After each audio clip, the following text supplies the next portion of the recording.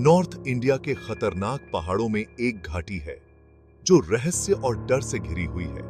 इस घाटी को मौत की घाटी के नाम से जाना जाता है और यहाँ की कहानियां सुनकर रूह कांप उठती है। घाटी घने जंगलों से घिरी हुई है और अक्सर यहाँ एक ठंडी धुंध छाई रहती है जिससे रास्ता धुंधला दिखाई देता है। आसपास के गांव वाले यहाँ जाने से डरते हैं और जो भी यहाँ जाने की कोशिश करता है उसे चेतावनी देते हैं। कई पीढ़ियों से यह घाटी एक पहेली बनी हुई है। कहते हैं कि जो भी मौत की घाटी में जाता है वो कभी पहले जैसा नहीं रहता। यहाँ की हवा में एक अजीब सा सन्नाटा छाया रहता है जो कभी कभी किसी अनदेखे पंछी की चीख या पत्तों की सरसराहट से ही टूटता है। यह एक ऐसी जगह है जहां समय रुक सा जाता है और परछाइयां अपनी मर्जी से घूमती हैं। यहाँ के बुजुर्ग बताते हैं कि इस घाटी पर किसी का श्राप है। वे एक भयानक त्रासदी की कहानियां सुनाते हैं जो यहाँ कभी घटी थी जिसने इस जगह को श्रापित कर दिया। ये किस्से सदियों से चले आ रहे हैं जो यहाँ आने वालों के लिए एक चेतावनी और रोक का काम करते हैं। फिर भी अज्ञात का आकर्षण बहादुरों या मूर्खों को अपनी ओर खींचता रहता है। इस घाटी की भयानकता ही लोगों को अपनी ओर खींचती है। छिपे हुए सच को उजागर करने और असली रोमांच का अनुभव करने का वादा कई लोगों को, खासकर युवा और साहसी लोगों को, अपनी अपनी की ओर खींचता है। मौत की घाटी के बारे में कहानियां उतनी ही पुरानी हैं जितना कि यह गांव। सबसे मशहूर कहानियों में से एक कहानी एक अमीर राजा की है जिसने सदियों पहले इस इलाके पर राज किया था। उनका महल, जो अब खंडहर में तब्दील हो चुका है, कहा जाता है कि अनगिनत खजानों से भरा हुआ था। हालांकि उसके लालच और क्रूरता के कारण विद्रोह हुआ और घाटी युद्ध का मैदान बन गई। कहते हैं कि मरने वालों की आत्माएं बदला लेने के लिए घाटी में भटकती हैं।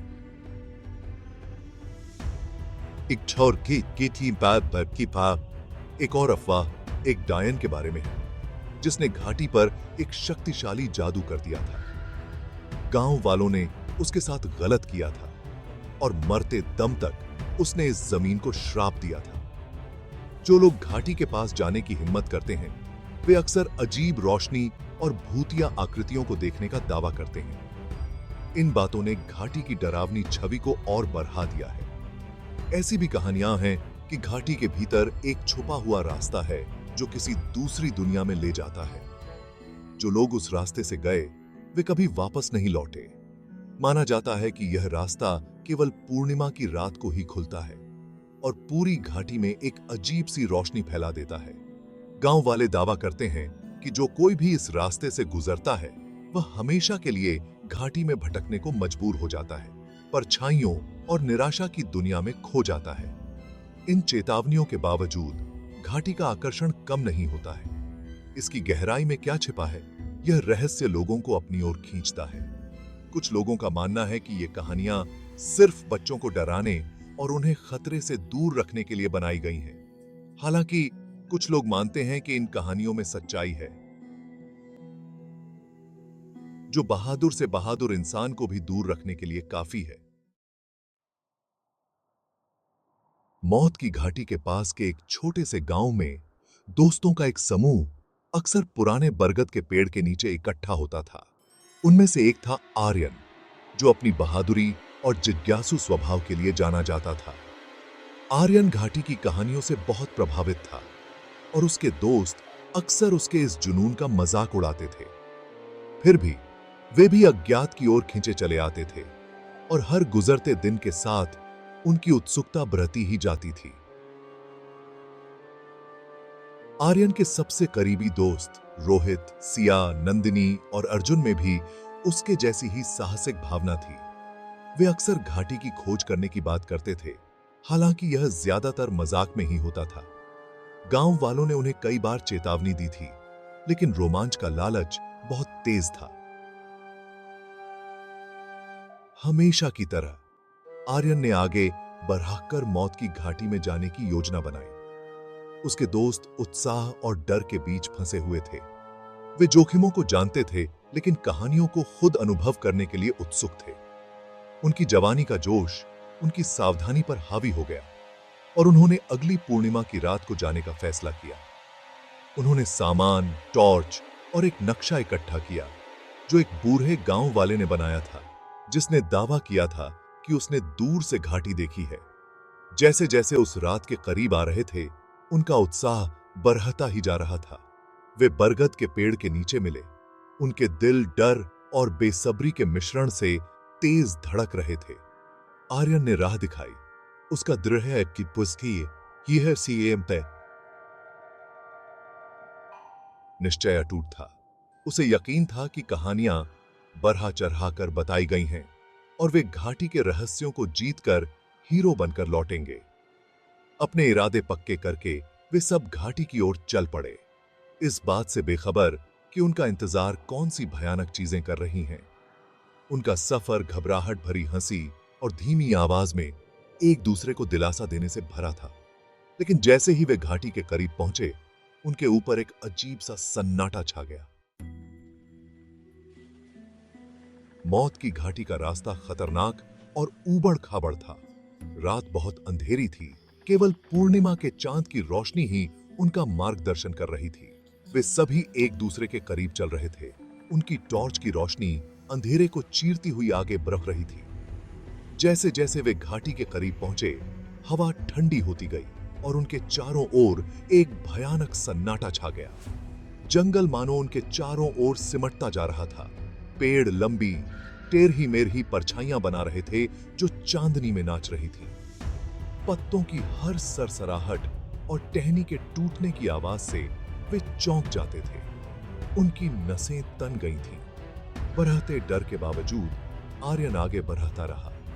उसका दृढ़ निश्चय अटूट था। उसने अपने दोस्तों का हौसला बढ़ाया, उन्हें उन कहानियों की याद दिलाई जो वे वापस लाएंगे।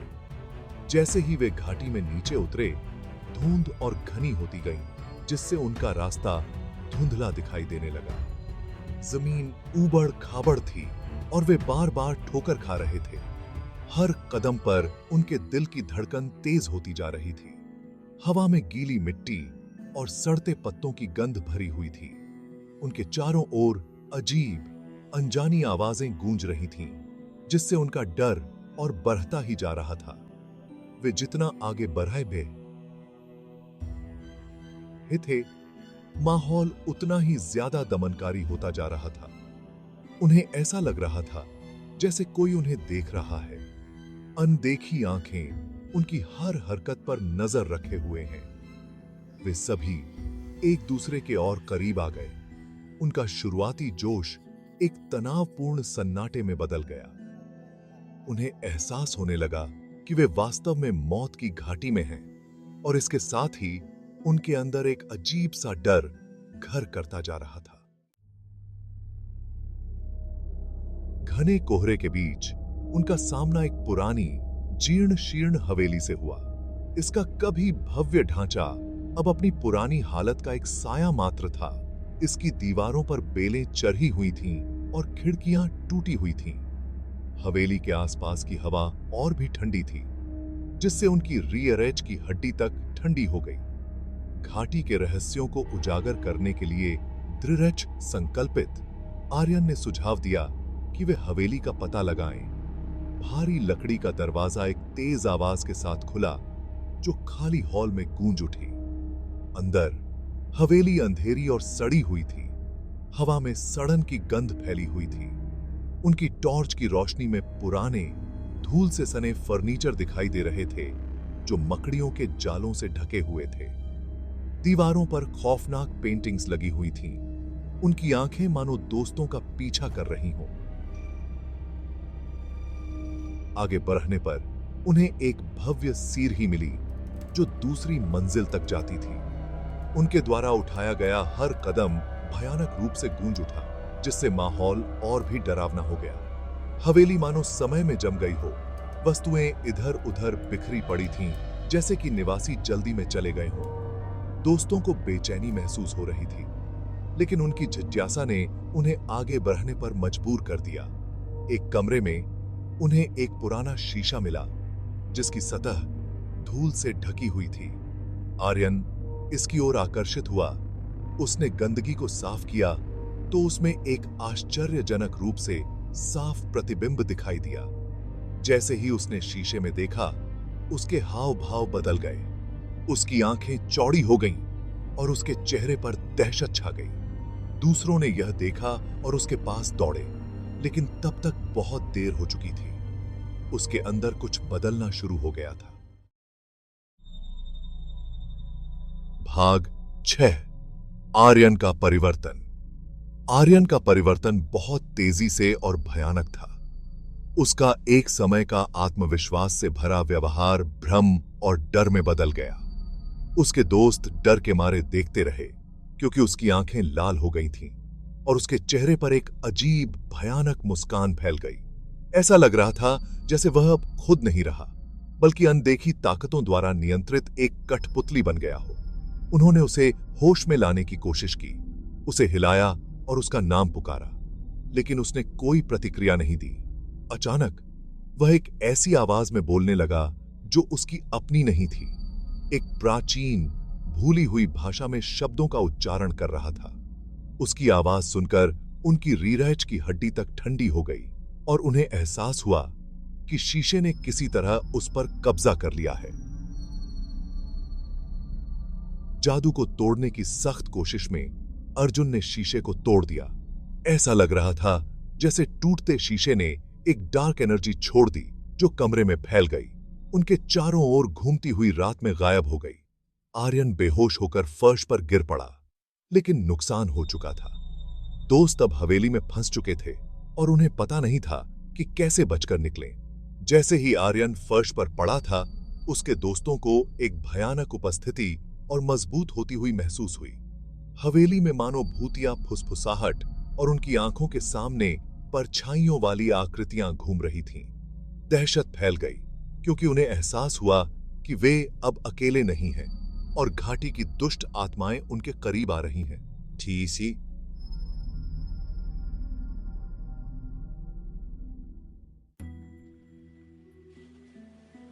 भाग 7।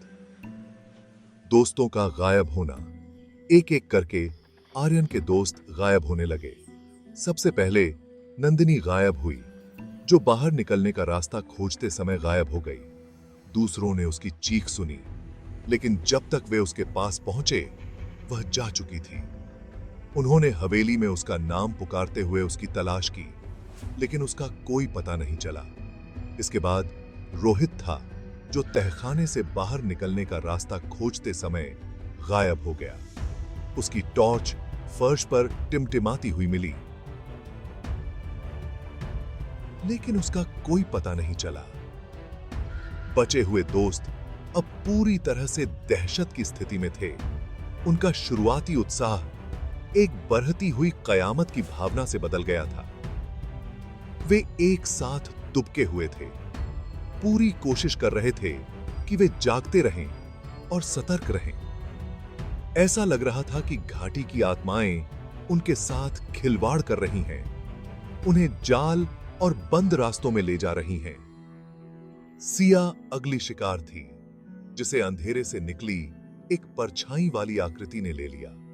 उसकी भयभीत चीखें हॉल में गूंज उठीं और फिर सन्नाटा छा गया। केवल अर्जुन और आर्यन ही बचे थे और वे जानते थे कि बहुत देर होने से पहले उन्हें वहां से भागना होगा। उन्होंने अपने कदमों को पीछे हटाने की कोशिश की, लेकिन हवेली एक अंतहीन भूल भुलैया बन गई थी। दमनकारी माहौल और भारी होता गया और उन्हें ऐसा महसूस हो रहा था जैसे कोई उन्हें देख रहा है। उनके पास समय कम था और आत्माएं करीब आ रही थीं। भाग 8।